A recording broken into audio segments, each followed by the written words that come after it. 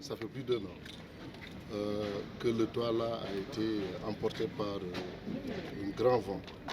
Et depuis lors, on n'a pas pu remettre le toit. Et nous avons joué presque toute l'année sous le soleil. Nous sommes à la veille de l'hivernage, les navétanes vont commencer. Et si on ne prend pas garde, on risque de connaître encore le même problème. L'année dernière, il n'y a pas eu de navétane, c'est pourquoi on ne l'a pas senti. Il n'y avait pas donc de toit, mais il n'y avait pas de navétane. Mais cette année, les compétitions vont reprendre. Le Casa joue sous le soleil. Les supporters, même la loge officielle, tout le monde était sous le soleil. C'était difficile, voire même impossible de supporter cela. Il y a les tôles qui sont déjà venus. Ils sont venus, on les a commandés depuis Dakar. Je pense que le camion est arrivé. Il y a, comment on les appelle là, les tubes. Il y a les vis, parce qu'il faut reprendre aussi, même la partie qui semble ne pas être touchée.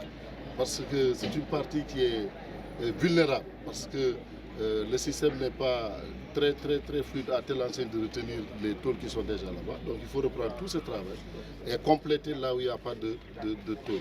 Alors il faut se dire qu'avec l'entreprise qui est chargée de le faire, que le travail va durer 3 semaines, 21 jours, parce que ce n'est pas un petit travail, pour un coût de presque 10 millions. Donc c'est ça.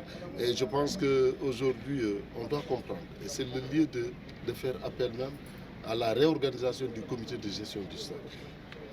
Le directeur est esselé, il est seul. Il a toujours demandé que ces structures-là soient viables, que ces structures soient fonctionnelles pour que les détails, les besoins de réparation, l'entretien puissent se faire ici. Mais on ne peut pas parler d'entretien en parlant de l'État. Ce n'est pas possible. L'entretien, c'est local. Et c'est pourquoi je ne voudrais pas que les gens fassent la confusion en pensant que c'est l'État qui devrait le faire. L'État peut le faire si c'est de grands travaux, mais dans le cadre de l'entretien, il y a un comité de gestion qui est mis en place, dont le président est le président du conseil départemental. Il faudrait que cette action-là soit vulgarisée, mais aussi que tous les Ziguinchorois aient pris d'équité, puissent soutenir la jeunesse.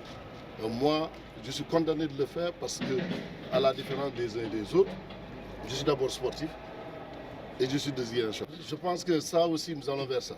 Parce que nous nous sommes dit, avant, s'il y a lumière sans toi, il n'y a pas encore, rien n'est réglé. Mais s'il y a toi, au moins on peut jouer le jour. Alors, après ça, j'ai eu avec le directeur à contacter des spécialistes pour ça. Parce que nous avons tenté une première fois.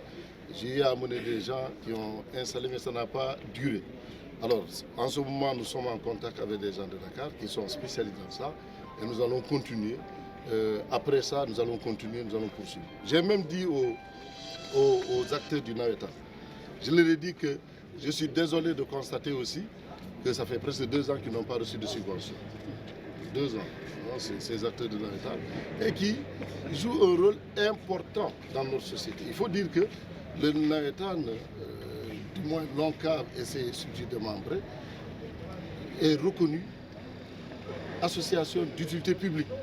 Donc si c'est ça le cas, on devrait pouvoir soutenir. Et c'est pourquoi je suis en train de voir avec le président de l'ONCAV de Ziguinchor pour que les associations qui n'ont pas pu bénéficier de cette subvention au niveau de la collectivité territoriale, que nous puissions compenser ce vide-là et permettre aux ASC de commencer dans de bonnes conditions la saison